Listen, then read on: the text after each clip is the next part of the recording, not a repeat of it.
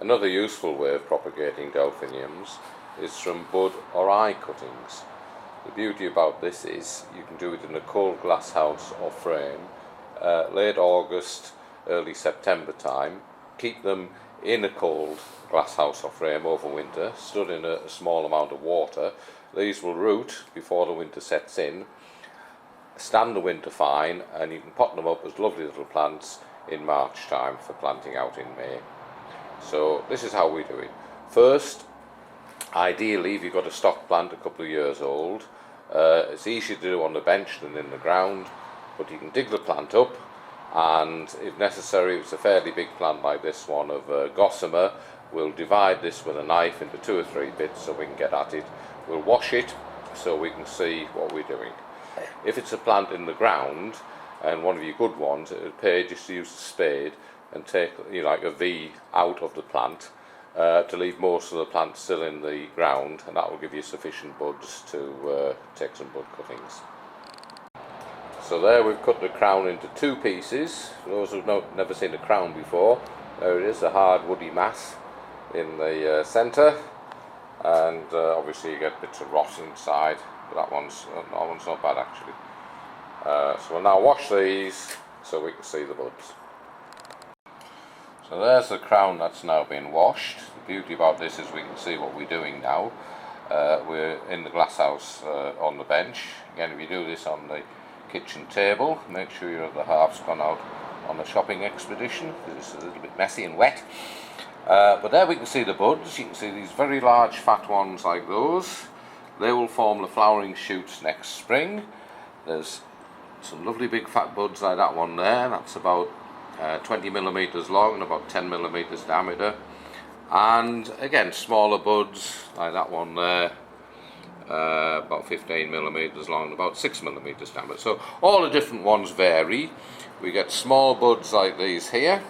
There's like a flowering size bud, and the smaller ones there which would then flower next autumn time if the plants were cut back. So we'll take some of these buds off. We'll show you them in a minute, and then we'll get them planted.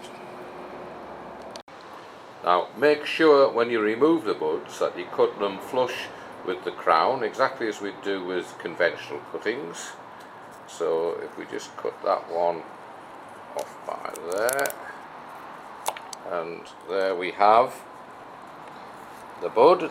There's 2 buds actually on that, but that doesn't matter. There it is.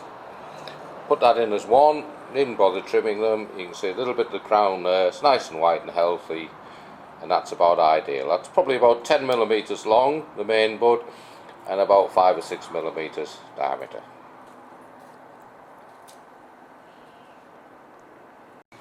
And there we have 20 buds ranging in size from about 10 to 20 millimeters long and about 5 to 8 to 9 millimeters in diameter. So we'll place these in some multi-purpose compost or John Innes seed compost in a tray and overwinter them like that. We've also actually divided the stock plant there into 5 pieces.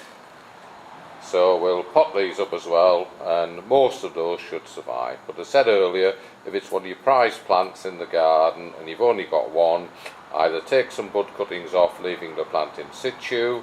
You can dig around it, pour a bit of water over it to clear it up, or take a section out and take the bud cuttings from that. Here we're using a 12-cell tray, bedding plant tray with John Innes seed compost in, and all we do is simply push the bud into the surface, so about half the buds above the surface layer. There we can see them. Label the cuttings and place them in the tray containing about ½ an inch of water.